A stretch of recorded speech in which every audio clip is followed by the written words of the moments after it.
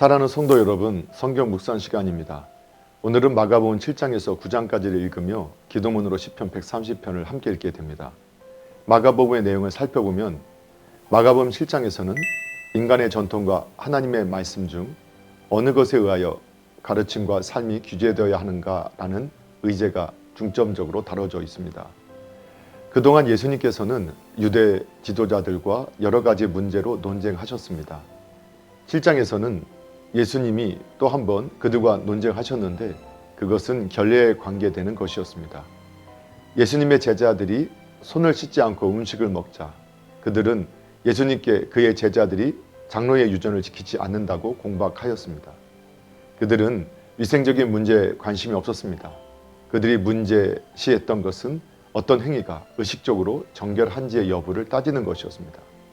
그들의 생활의 규범인 미시나의 한 부분 전체가 이 정결 문제에 대하여 논하고 있음을 볼 때 우리는 유대인들이 이 문제를 매우 중요시했음을 알 수 있습니다. 이에 예수님께서는 이사야의 글을 인용하여 그들이 모든 유전들과 규정들을 지키지만 실상은 진실이 없는 위선자라는 것을 분명하게 밝히신 후 하나님의 계명과 인간의 유전을 대조시켜 설명하셨습니다. 예수님께서는 한 가지 예를 들어 그들이 제5계명에 대한 순종을 어떻게 회방하고 있는지 보여주심으로써 자신의 주장을 입증하셨고, 진정으로 사람을 더럽게 하는 것은 밖에서 사람 안으로 들어가는 것이 아니라 사람의 마음에서 나오는 것이라고 설명하셨습니다. 이 말씀 후에 갈릴리를 떠나 두로와 시돈의 이방 지역으로 가서 복음을 증거하셨는데, 이것은 예수님이 유대의 구전 율법, 특히 의식적 정결에 관한 법을 폐하신 것을 보여주는 사건들이라는 점에서 앞에서의 논쟁과 밀접한 연관이 있습니다. 당시의 유대인들은 이방인과 교제하는 것이 의식적인 불교를 가져온다고 생각했기 때문에 그들과의 관계를 갖지 않았습니다. 그러나 예수님께서는 의도적으로 이방인들과 접촉하심으로써 유대인들의 생각하던 선민과 이방 민족 사이의 장벽을 제거하셨습니다.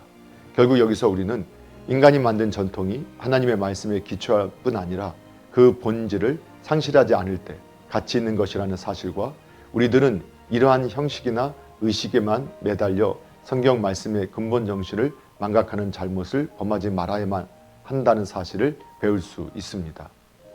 마가복음 8장에는 예수님께서 갈릴리 전도 후기에 바리새인들과 서기관들의 격렬한 배척을 받으시고 난 후 갈릴리를 떠나 이방 지역으로 가셔서 사역하셨으나 다시 갈릴리 지역으로 잠깐 돌아오셔서 사역하시다가 또다시 갈릴리를 떠나신 전후로 해서 일어난 일들이 기록되어 있습니다.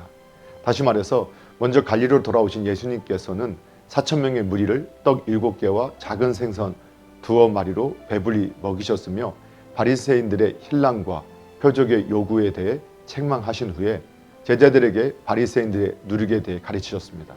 한편 벳세다에 도착한 예수님께서는 눈먼 자를 고치시는 이적을 행하셨습니다. 그 일 후에 예수님께서는 또다시 갈릴리를 떠나 북방으로 후퇴하시면서 무리보다는 제자들을 주로 상대하셨습니다. 이때가 그의 동생의 전체를 결산하는 중요한 시기였습니다. 베드로의 신앙 고백을 계기로 제자들에게 자신이 당하게 될 순환을 처음으로 예고하신 것도 바로 이 무렵입니다. 마가복음 9장을 자세히 살펴보면 한 가지 중요한 사실을 깨달을 수 있는데, 그것은 예수님께서 무리를 중심으로 가르치셨던 초기의 사역과는 대조적으로 이제는 주로 제자들을 가르치는 데 중점을 두고 있다는 사실입니다. 변화산에서 예수님의 모습이 변화한 사건의 근본 목적이 바로 여기에 있습니다. 이 사건은 예수님의 가르침, 즉 당신이 받으실 고난과 죽음에 대한 가르침을 확증해주고 있습니다. 예수님께서 당신이 위탁받은 메시아직의 비밀을 제자들 앞에 갑자기 드러내신 이후 엿새가 지났습니다. 그래서 이제 예수님께서는 하나님께서 예수님 안에서 이루시려고 하는 목적이 무엇인지를 좀 더 확실히 보여주고자 제자들 앞에서 변화하셨던 것입니다. 또한 예수님께서는 벙어리 귀신 들린 아이를 통하여 제자들에게 기도의 능력에 관하여 가르치셨습니다. 내가 얼마나 너희와 함께 있으며 라는 예수님의 고뇌의 참 말씀을 볼 때 주님께서는 점점 가까이 오는 자신의 고난을 생각하고 계셨음을 알 수 있습니다.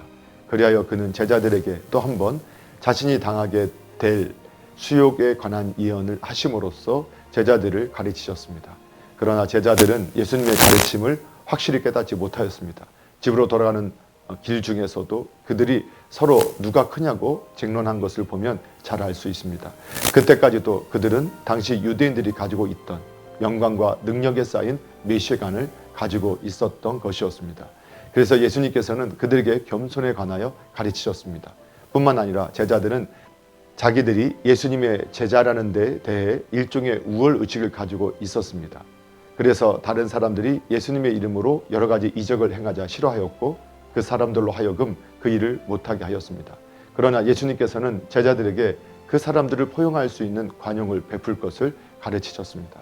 9장의 마지막 부분에서 예수님께서는 제자들에게 다른 사람을 실족하게 하는 자의 유형과 우리의 지체 중 하나의 범죄가 우리 전신에 대한 범죄와 형벌의 기회가 된다는 것에 대해 가르치셨습니다.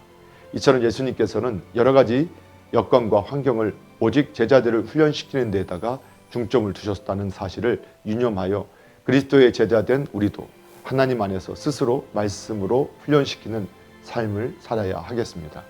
사랑하는 성도 여러분, 오늘도 말씀을 읽고 듣고 묵상하는 가운데 하나님의 마음과 생각을 깨닫고 예수님과 동행하며 예수님을 바라보고 예수님을 닮아가는 복된 믿음의 삶이 되기를 예수님의 이름으로 축복합니다. 할렐루야.